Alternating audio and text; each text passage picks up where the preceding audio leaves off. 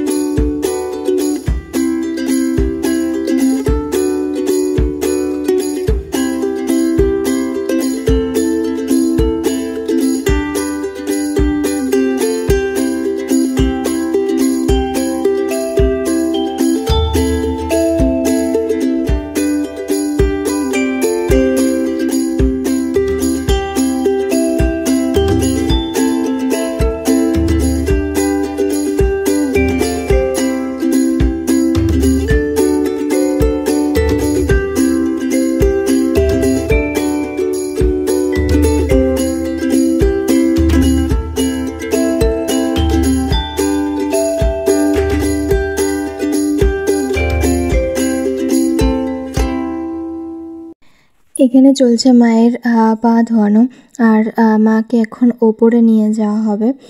তো এইখানে বসিয়েও দিয়েছে। এখন ঠাকুরমশাই বলছে মানে কিভাবে কি করতে হবে সেগুলো বলে দিচ্ছে। তো চলো দেখতে থাকো, পুজো স্টার্ট হবে। তো এখন যাই, হাত পা ধুয়ে রেডি হয়ে নিই। তো পুজো স্টার্ট হলে তারপরে দেখাচ্ছি। তো যাই হোক, আমি এখানে রেডি হয়ে চলেও এসেছি, আর পুজোও স্টার্ট হয়ে গেছে। ওদিকে মা আর পিসি ভোগের রান্না এখনও কমপ্লিট হয়নি, করছে, কিন্তু অন্নভোগটা কমপ্লিট হয়ে গেছে। আর বাকি এখানে যাবতীয় যা কিছু গোছানোর আমি গুছিয়েছি, মানে ঠাকুরমশাই বলে বলে দিয়েছে, আমি সব গুছিয়ে দিয়েছি। সমস্ত কিছু নৈবেদ্য থেকে শুরু করে বাকি যাবতীয় যা কিছু আছে এদিকে সবই আমি গুছিয়ে দিয়েছি। আর আমি এখানে একটা লাল পাড় সাদা শাড়ি পরেছিলাম, আর লাল পাড় সাদা শাড়ি আমার ভীষণ ভালো লাগে। যাই হোক, এটা পরে আমি বসে পড়েছি। আর এখানে 2 পিসি বসে রয়েছে, বাকি সবাই বসে রয়েছে, বসে পুজো দেখছে। তো এখানে পুজোও খুব ভালোভাবে হচ্ছে। তো তোমরাও দেখতে থাকো। হ্যাঁ, হয়তো এখন আর কথা বলতে পারবো না, পরে আবার কথা বলছি।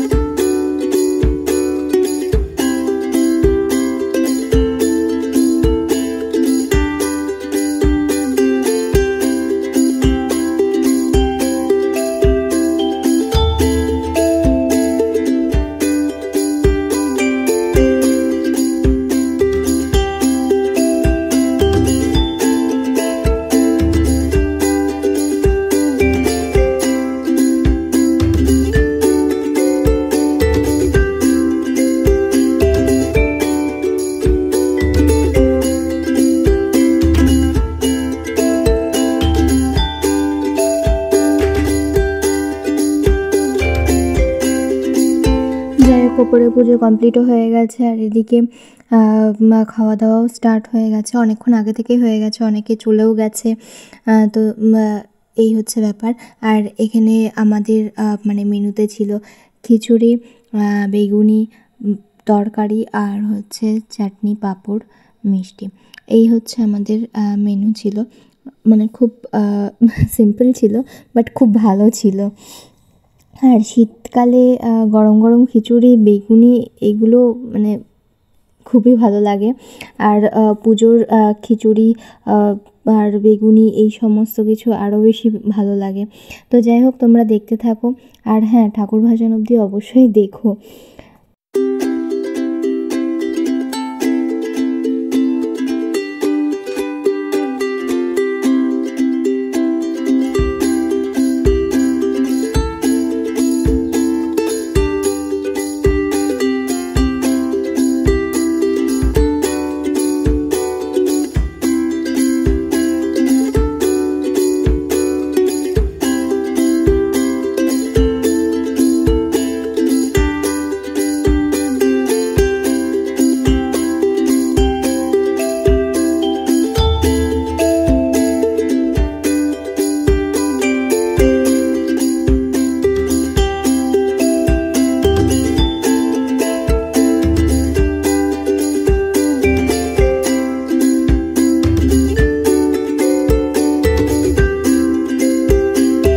সবশেষে মায়ের বিদায়বেলা চলেই এসছে, আমরা সবাই ঘাটের ধারে চলে এসেছি। এখন ঠাকুর ভাসান হবে। আর এই ছিল আমাদের পুজোর ভিডিও। তো আমার ভ্লগ বা আমাকে তোমাদের কেমন লাগে অবশ্যই জানিও। আর আমার ভিডিও যদি তোমাদের ভালো লেগে থাকে তাহলে লাইক, কমেন্ট, শেয়ার করো, আর চ্যানেলটা অবশ্যই সাবস্ক্রাইব করো। তো আজকের ভিডিওটা এখানেই শেষ করলাম, দেখা হবে নেক্সট ভিডিওতে।